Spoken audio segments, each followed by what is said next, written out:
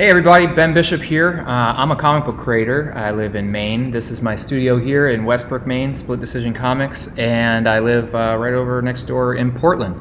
We've got a half hour today to talk about comic books, talk about how I make comic books. Specifically, I will hone in on this book here, which you may have heard of or seen before, which is called Lost Trail, and it's the comic book adaptation or graphic novel adaptation of the famous Maine story Lost on a Mountain in Maine, about this guy Don Fendler here, who was lost on Mount Katahdin for 9 days when he was 12 years old and managed to find his way off the mountain.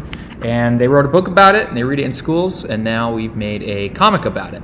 In addition to telling you about my process, how I go from something like this, a script, into actual artwork that's then printed in a book, and then there's word balloons and all this kind of comic booky stuff, I want to tell you about the process I took personally in general throughout my life to be able to get a cool job like this and be able to face all the roadblocks that got in the way and find a way around them. And I think you'll see that not only is the process of making the book a series of events of doing things over and doing things differently until you get the outcome that you want, but my life story is kind of the same exact thing. And I think if you step back, you might be seeing some similarities with any kind of goal that you might have, whether it's to become a famous athlete or a race car driver or a scientist or a teacher or I don't know, whatever it is you want to do, a writer or musician. There's going to be things that get in your way, and when they do, you need to not quit, and you need to just go, okay, well, what's my plan B? What's my plan C? What's my plan D? Etc., etc. So we've only got a half hour today. I usually do my presentations for an hour, so we're about a half hour shy of that, so I better get right into it. I've been drawing since I was 4 years old. I used to draw monsters and superheroes and dragons and all this kind of cool kid stuff. But it wasn't until second grade when I made my first book, Turtles, that I decided I wanted to tell stories with my artwork. So this is a sad but true story called Turtles. It's got staples in the side. It's got a library card in the back for people to take out and read. But it's a sad but true story published in 1994, dedicated to my friend Chris Palmer, about the 17 turtles I had that lived in my sandbox and the various ways in which they all died. This one talks about how my dog Nikki ate one of them. This page talks about how this turtle actually got hit by a bike. I swear I wasn't the one who hit the turtle with the bike. This page you can see, even though it's not a comic, this is more of like a picture book or a children's book. I'm already starting to use these comic booky things. So in a comic, this would be called a speech balloon. Without the balloon around it, it might be called a sound effect. And then this guy up here, which is the narrator talking, myself, is called a narration box. So my brother used to have a turtle named April. The turtle that my dog bit was named Mikey. A long time ago, we had to bring them back. Why? I forgot. Then I got a crab. My brother got a gerbil. Now my crab has died, and I have 2 dead animals. The end. I'm not showing you this so you think that I'm a terrible pet owner. I'm actually a great pet owner. I have 2 dogs, a cat, and a chameleon, and they're doing just great. But I'm showing you it for this spot right here in the back because, like I said, I was drawing since I was 4 years old, but this was the first time I decided, like, hey, that's actually fun to tell a story with my art and to get it out in front of people and have them take it out of the library and experience that story for themselves. And so this is when it really changed for me. He used to have a lot of turtles. He likes to draw, and he'll be writing another book in the future. So that was true. Soon after this, I jumped right into comic books, and I made my very first comic book, which is called Splash, and it's kind of a rip-off of the Fantastic Four. This is the real thing, published in 1997, 11 years old, and it's pretty much what you'd expect. Very 11-year-old kind of story, kind of comic, and it's very, very short. But again, I was putting staples in it, I was getting it out to my friends, and I was having them see it, and of course they all loved it. A bunch of other kids like me who thought I was doing a good job, and so I said, all right, cool. I'm ready to stop being a kid. I'm ready to make this a career. And what I did was at 11 years old, I decided I would get a job, and I wrote to Marvel Comics. And this is the actual letter right here that I'll show you that I wrote to Marvel Comics when I was 11 years old. It says, "Dear Marvel Comics, I was wondering how old you have to be to work at Marvel Comics. I'm 11 years old and I believe I am very good at drawing. This is why I'm sending you these pictures that I have drawn. Working for Marvel Comics would be a blast. Please send me information, and also, what do you think of my drawing ability? So this is about when I would ask the whole class, do you think that Marvel even wrote me back? And most people would go, no, no, no. And I would say, okay, well, there's going to be a lot of trick questions today. Because they actually did write me back. I have this nice letter here from the editor at the time, Darren. And he says, Dear Ben, thanks for your patience while we looked at your work. Although we appreciate the effort you put into your samples, unfortunately, we can't consider your work until you graduate high school. Your enthusiasm is definitely appreciated, so keep up the good work. As you would expect, it takes years of training and practice to be ready for Mighty Marvel. If that's your goal, it's up to you to keep sharpening your skills. You're doing great work for your age group. Send me some new samples after you graduate, and keep at it. So as you can imagine, I was a little sad and let down, and I didn't get the Marvel job I thought I was going to get. I thought I was ready for the big time. But it seems to make sense that at 11 years old I wasn't old enough. So that's actually one of the pieces of advice he gave me in that letter. He said, get older, call us when you graduate high school. The second piece of advice was a little bit more on the nose, which was keep sharpening your skills, and then you'll be ready for Mighty Marvel. It's a very Mighty Marvel way to put it. But basically, it's keep practicing. So along with, becoming an astronaut or a scientist or a teacher or a musician or an athlete, anything you want to do, you got to practice at it. And drawing is definitely one of those things that you have to do over and over and over again and get better at before you're ready to do it as an actual job. So I did what he said. I got older, not by choice, and I got better by doing as much practicing as I could. And when it came time to graduate high school, do you think I was able to just call them up and say, hey, remember me? I'm that 11-year-old kid. I'd love that job now. I want to draw Spider-Man. Wait for it. No, you said no, yeah. No, you couldn't just do that. They didn't even give out their number anymore. It was just a very encouraging letter that said basically keep at it and keep in touch. So I did what most people do when they're about to graduate high school. It was 2004 for me. And they have a specific job in mind that they want to go out and get. And for me, that job was comic books, which had to do with art, or the fancy way of saying it, sequential art. And so what I did was I moved from New Hampshire to Maine in 2004 to go to Maine College of Art right here in Portland. And it was a great school. I loved going there. I loved the teachers that I met. I loved the people, and of course loved Maine. That's why I'm still here now. But the second year of school, maybe like the first or second week, they called me down to the office and they said, hey Ben, we're really sorry, but you can't go to school here anymore. So that's roadblock 2. I wasn't able to get a job at 11 because I wasn't old enough, and now apparently I'm not even allowed to go to school. So I said, what happened? What did I do? And they said, no, you didn't do anything. You got straight A's because there's no gym or math or anything like that. It's just all drawing. But the problem was I simply couldn't afford it. So how many people have ever been told that college is expensive? Well, it really is, and it's even more expensive now. So that morning I was on track to, do what I thought I had to do, which was go to school for this, get better for 4 whole years, get the degree, show people that I did the work and that I'm ready for the actual job. And that afternoon, I was just not doing that. I was living in Portland for seemingly no reason other than the work in coffee shops and lobster shacks. And I was a little bit lost, but honestly, I was only lost for maybe 24 hours. I was walking around and it occurred to me, I said, well, nothing's really changed. I've been wanting to draw since I was 11, and more specifically, since I was 11, I've been wanting to draw comic books in particular. And so I said, if I want to make comics, maybe I should just make comics. And that kind of became my mantra from that point on is, if you want to do it, just do it. Set goals, get goals. If you wanted to be an author, you say you're a writer, then write something. If you say you're a writer and you haven't written anything and you're just saying, well, no one wants to publish my stuff yet, then you're not a writer yet. You can always self-publish. So for me, it was, if I want to make comics, I should just make comics. And so I actually spent the next 4 years doing just that. At the time, of course, this was just an idea in my head, this story called Nathan the Caveman. But it took 4 years to complete because this book is written and illustrated by me and self-published. And it just so happens to be 300 pages long, which is a pretty hefty graphic novel. What I wanted to do was I said, okay, well, if I can't go to school, maybe I can use those years that I would have been in school to make something big and good and powerful and have it, be really, really heavy when someone picks it up and have it be a good story. And then maybe they'll see that and they'll say, hey, that's pretty good. Maybe this guy should draw Spider-Man or the Ninja Turtles or Batman or whoever. But after 4 long years, do you think that happened? This is where I usually have a cliffhanger and the crowd is like, I don't know. And then I say, well, let me tell you about this story first, and then I'll tell you what happened after that.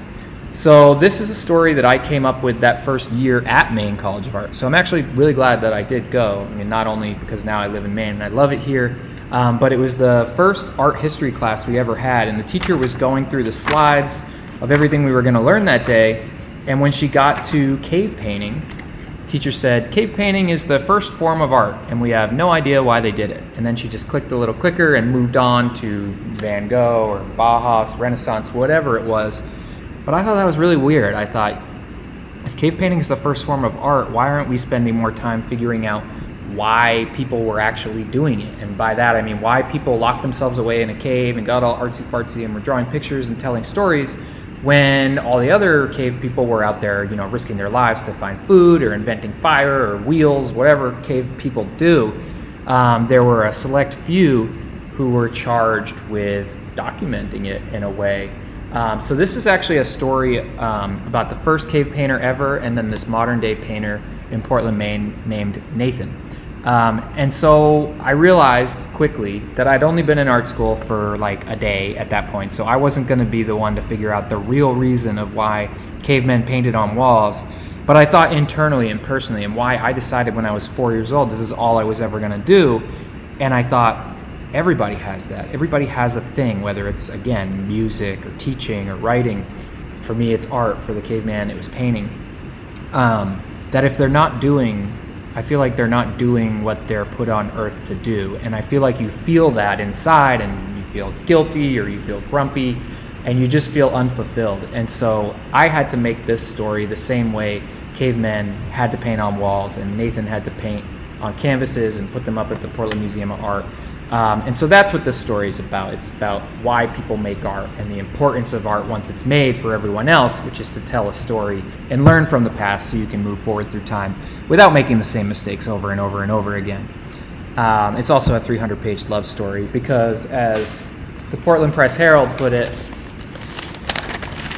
I am a sensitive new age illustrator. So it's pretty emo back in 2004 time. So this book came out in 2008, and like I said, after 4 long years of making it, I was hoping somebody would grab it and say, hey, that's amazing, you should do a book for us. And after 4 long years, that didn't happen. I sold a lot of copies, and like you saw in the newspaper, people were starting to notice, and my work was getting out there, but still nobody was calling me up to draw their characters and have it turn into a real job. This is just a self-published book that I'm selling on the side, going to a few small comic book conventions, but it wasn't a career yet. So did I quit drawing comics? Everybody in the room says no. No, I kept drawing comics. In fact, I started with this one, which is a little smaller. It's called Oh My Black Eye. This is about the first time I got a black eye. Still nobody was calling me up to draw comics after that one, so I kept drawing comics. I said, just make comics. This is a story called The Collective, which I was able to work on with some friends. If you maybe are just a writer or just an artist and you don't do both, or if you do both like I do and you have a lot of friends who also do that, this was a great idea to do something a little bit thicker than Oh My Black Eye, which was only 8 pages, but a lot smaller than Nathan the Caveman, which is 300 pages. And you can also work with your friends. So basically I start the chapter and then someone continues it however they want, someone else continues it however they want, and it just keeps going and going and going. So I kept making books. We all kept making books, all my friends who were also making comics, and just hoping that, you know, someone would see something in them and they would want to ask us to draw their characters, like Ninja Turtles or Spider-Man or Batman or whoever. And at this point, it had been like 3 years since Nathan the Caveman came out, and still that wasn't really happening. I was still at the lobster shacks, I was still at the coffee shops, and I was still just, you know, busting my hump, making comics all night long, hoping that this comic would be the one. And it wasn't until about 3 years later that I finally did get a call. I got a call from this company here. Let me show you that. Down East Books. And so you may have heard of Down East as the people who published Down East magazine, and that's the same way that I heard of them. So I knew them as like a Maine magazine who, you know, focused on fishing and lighthouses and, you know, lobster bisque or whatever, like a lot of Maine. And so they called me up and they said, hey Ben, we've had your book, Nathan the Caveman, on our shelf for almost 3 years now. We really love it and we want you to do a book for us. And so of course I said, wow, that was the exact goal. I wanted to do a book have it be, you know, well received and get into the right person's hands, and then they would call me up and it would turn into an actual job and a career, and I'd go from self-publishing to being published. And that's exactly what happened. But I said, what's the story about? That's important, right? I said, is it, you know, a lobster guy, fisherman? I knew it had something to do with Maine. And they said, no, it's actually this true story called Lost Trail, which is based on the famous Maine story Lost on a Mountain in Maine, which I told you guys about at the beginning. If you didn't already know, it's usually read in 4th and 5th grade all around Maine. But because I was from New Hampshire, I'd never heard of it. So they told me the story, they told me about Don, they told me that he would be working on it with a very talented author named Lynn Plord, who has written, I think at that point, 27 picture books. And so we were in good hands, and I was excited, and like I said, this is when it turned for me. This is when it became a real job, something that, you know, I could snowball into another job, and I would be getting paid to draw comics for the first time, and then I wasn't the one printing it, I wasn't the one shipping it out, I wasn't the one selling it. And so I was very excited to get started, and I said, I can't wait to get started, and they said, well, the first thing you have to do is wait. And actually, I ended up waiting a really, really long time. I waited 18 months, and what I was waiting for that whole time was this big, ugly thing, which is hundreds of pages of text. It doesn't look anything like a comic, right? And there's also all this scribbling all over it.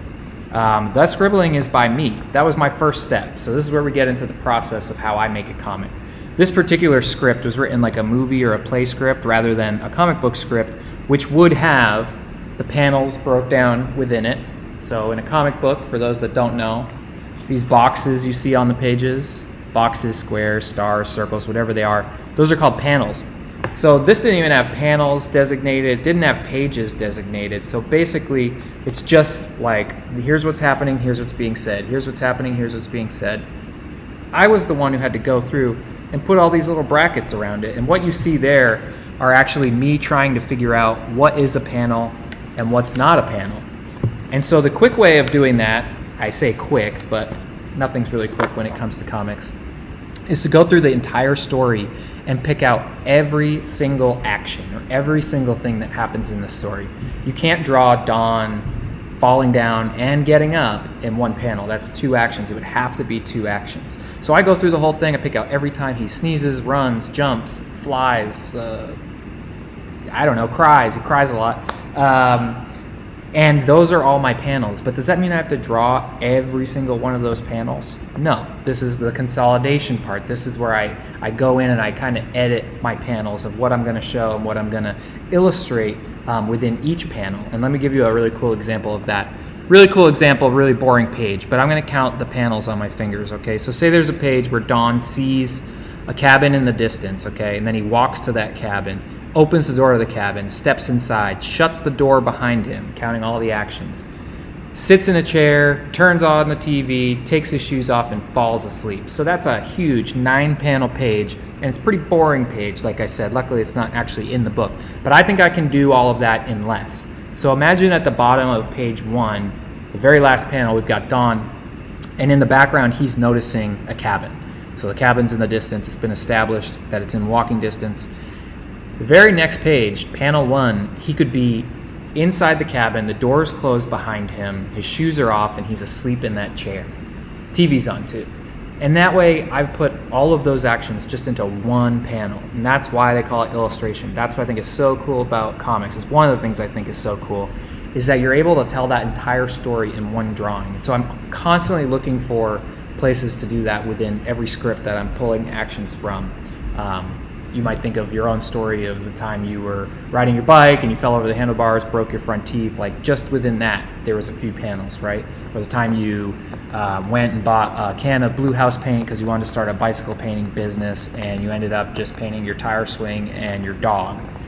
That's also a true story that I'll save for another time. So now that I had my panels figured out, I was able to go through and say where my page markers would be, and that's what you see here with the 4 and the longer line. And I already told you I was really bad at math, so it's not like I went through and I said, okay, I've got 600 panels and the book's going to be 70 pages, so let's divide 600 amongst those 70 pages. Like, there was no way I was doing that.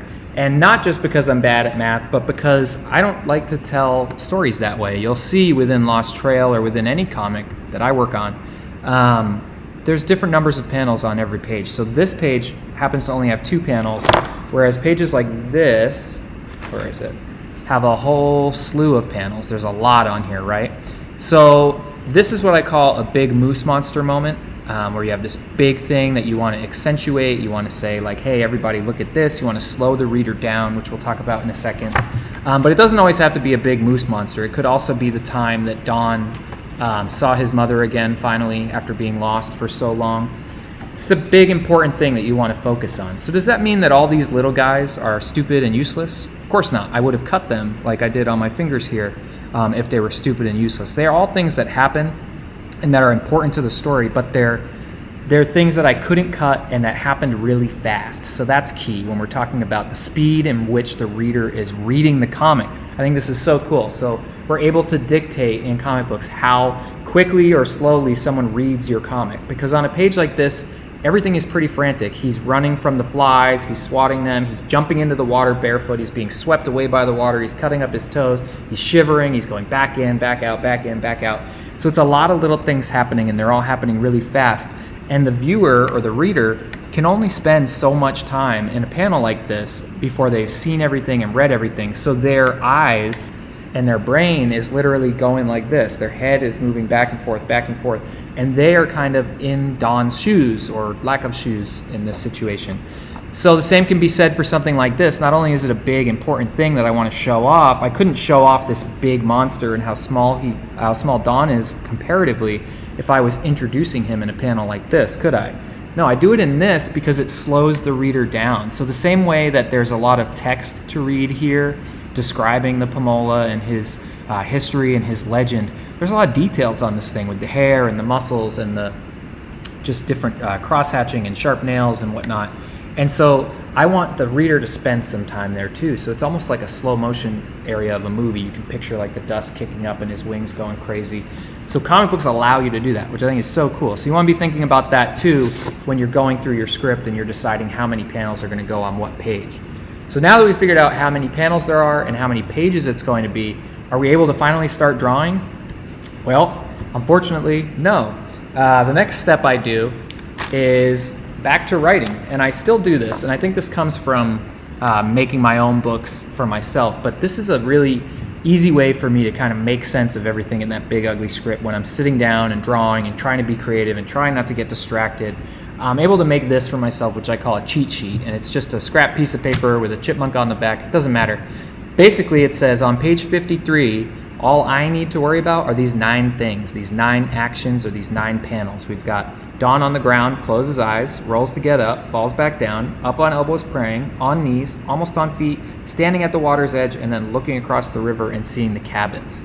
So now I'm allowed and able to put that up at the top of my desk and finally start drawing. And what I'll do is I'll take out just any sheets of paper. It doesn't have to be like the most beautiful paper, and I'm just going to use a regular old pencil, and I'm going to kind of start thinking about how I want to draw these things. So we'll start with up on elbows praying. And the same way that Lynn wrote the script as if it were like a movie or a play script, this would be the point where I'm the person holding the actual camera. So I get to decide, how do you want to show up on elbows praying? And Don is our actor, so how do I want to show Don up on elbows praying? And I literally will just start thinking out loud. So you can see I just start sketching really lightly and loosely and ugly. We've got the back of his head, his ear, we've got these hamburger hands in front of him because he's praying. His back is arched a little bit, he's on his knees, and he's got his feet tucked behind him there. So you can see, just in that short amount of time, I'm able to get the ideas out of my head and decide if this is the way that's going to work best, the best out of all possible angles and views and distances to show Don up on elbows praying. If I were reading this, my immediate thought would be, why are we behind Don? Is there a giant bug on the back of his head? Is there a bear creeping up behind him? If there were, I feel like this would be the perfect layout for a panel like that, because it's just like you see in the movie where he doesn't know the bear is there yet, but we, the reader or the viewer, do. And I think that's great. But unfortunately, we're not drawing that today, are we? We're just drawing Don up on elbows praying. So I'll cross that out. I'll take what I learned from it and say, okay, there was no reason to be behind Don. So we're going to go ahead in front of Don. and just draw again. And so now we're up closer, we're in front of him, we got his crazy hair, his eyebrows. We get to actually show his expression this time, which tells a whole lot more story than that last one did, because he's hopeful today. He's hopeful on this day that this is going to be the one where he actually gets rescued. And real quick, again, hamburger hands out in front of him praying. You can see, is that angle and distance going to work for us? It's pretty good. I mean, it tells the story in his face, tells everything that we're on the hook to tell as far as the cheat sheet, up on elbows praying. But we've got one problem. If you look, there's 9 actions on that page, or 9 panels. And this is not a big moose monster moment. This is more just one of the things that happens that has to be in there. And so what I'm going to do is, even though that took forever, I'm going to cross it out. I'm going to take what we learned from that. I'm going to take some steps back from Don if I'm the one holding the camera or the iPhone. Just like you're filming your friends jump off a roof into a snowbank or do something dumb on their skateboard, you want to make sure you get the best angle possible. You don't just hold your phone out into midair and hope for something good. So I'm backing up now with my camera, drawing Don just like before, and you'll see now that we're farther away, unfortunately we're on the hook to draw a little bit more of his body, but that's okay, because in that first image with the bear, we actually found the pose we're going to use, which is feet tucked behind him and on his knees. And so you can see, even that first sketch, it was worth doing. And so I got to this in 3 today, because I think this is going to work for me. That tells the story that we need. It's a good size to fit in some kind of panel, which we'll do next. But it's not too big, it's not too small, it's going to work. So we go through the entire cheat sheet and we do that same thing. And like I said, this isn't quite a panel yet, it's just a sketch. So what we want to do is start thinking, how is this going to work within an actual panel, right? And so I had mentioned earlier that within comic books you can have rectangles, squares, circles, stars even. A lot of times I'll do this in my own head because I've been doing it for so long, but I like to show you this as well. If I turn on my light box here in my desk, I'm able to kind of visualize what this would look like in any kind of panel. I don't really see a good reason for it to work like this, unless of course he's reciting the Declaration of Independence or something and he's got a lot to say. I don't think that that's going to be the one I use. I think I'm going to use something more like this. And so you might be asking, well, do we still know that Don's okay if we wind up cutting off his knees or the top of his head? And of course, that's called cropping. And that's kind of what this step is for. We want to see how the pose and the distance we just chose is going to fit within an actual panel. And so you'll see I already started, but I go in and I draw the whole thing over again. So just like my life story, it's doing things over and over and over in different ways to get the best result. This isn't going to be my final though. We're not done. Just like any paper you've ever written for school, I'm sure you do many rough drafts, and then even when you hand it in, it's probably still not perfect. But I'm doing it about half speed so I can fill in a little bit more of the details that are going to trouble me or stump me when it comes time to do the rough, because the more I can figure out now instead of then is better, because on the rough I'll try not to erase too much. So some of the things I'm figuring out are, for example, what he's wearing at this point in the story. Any of you guys who know the story, he loses his pants and his shoes, which are the 2 things I would not want to lose had I been in the woods lost.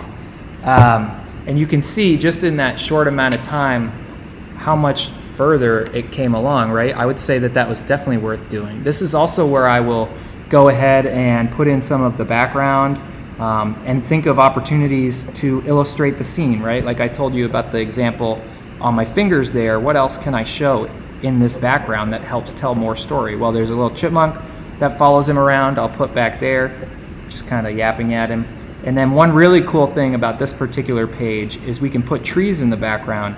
And anyone who knows anything about Mount Katahdin or hiking in general, is there's something on Mount Katahdin called the tree line. And the trees stop growing at a certain height because the weather and the temperature and all that. So just by putting the trees here in the background, we're able to tell the reader what day this is. They know it's either day 1 when he was going up, or it's day 9 when he's coming down, because there's trees, so he's at the lower point on the mountain. And I just think, again, that's another thing about comics that's just so darn cool, that you can actually tell a story within a little drawing like this without having any words whatsoever within it. So once I get that done, I go through my cheat sheet and I do that exact same step for every other panel on that page. And I have all these loose panels on different scraps of paper. And then I turn on my light box again and I put them all together on one sheet. And this is what's going to be my final rough, hopefully. You can see I'm still working stuff out here, really trying to find the pose and the action of how I want it to look, but I'm doing all my figuring of things out with the eraser here rather than on my final. So you might be saying, well, I don't have a light box, how can I make cool comics like this? But you can always, of course, just put your paper up against a window and let the light shine through. You could use tracing paper, or my biggest suggestion is to just draw lightly, because if you draw lightly, you're able to erase, right? So you don't want to take the eraser out of the picture. I found recently in the last like 6 years or so that I erase more than I actually draw, because I'm constantly pushing myself to do weirder poses or stranger angles and things like that. And you wouldn't do that if you didn't have the freedom to erase and try things over and over and over again. So once we have our final rough, we'll take out our cheat sheet and we'll say, okay, did we get it? Did we do our job? We say we've got Dawn on the ground, rolls to get up, falls back down, up on elbows praying, on knees, almost on feet, standing at the water's edge, and then looking across the river and seeing the cabins. So if you did that job right, turn on the light box one more time, and believe it or not, I draw the entire thing over again. So this is that exact same page, but as you can see, just one more pass, one more try at all these panels, and look at how much further it comes. And then this is what you see in the actual book. This is print-ready artwork that I scanned in and then added the word balloons and all that stuff, and it's what actually printed within the actual book. So that is a very, very rapid crash course on how I tend to make my comic books, whether it's from someone else's script or my own. And it's also a very rapid life story, like I told you, and I hope you can see the parallels between, you know, trying it this way and then trying it a different way and then finding the way that works best, and doing things over and over again so that you get the best result in the end. And it worked with me as far as chasing my dream to become a comic book artist and creator, and it also works every single day when I'm drawing comic book pages. So it can be applied to literally anything. If you want to make comics, just make comics. If you want to make music, just make music. If you want to play football, I don't know how you do it. I'm very bad at sports, but just play football. Set goals, get goals. I have a lot of mottos. So typically right now what I would do is I would tell you about what I've been working on. We're past the 30-minute mark, so I'm going to race through this, and I believe I'll be answering questions in a week or so.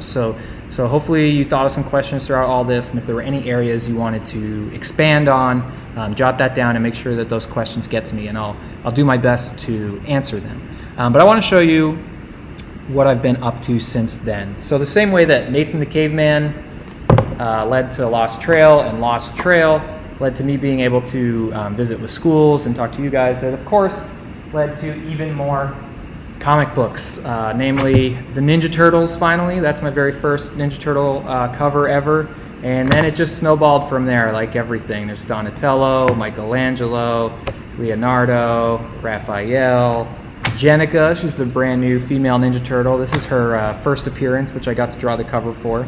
Ninja Turtles issue 100. This was a milestone. It's the most Ninja Turtle comics ever published, and I got to do a couple covers for that. That's another Ninja Turtle, more Ninja Turtle, Bebop and Rocksteady, the bad guys from Ninja Turtles Batman, more Ninja Turtles Batman, Ninja Turtles Ghostbusters, Ninja Turtles Power Rangers, Transformers, and then this one's pretty special. Let me clear this.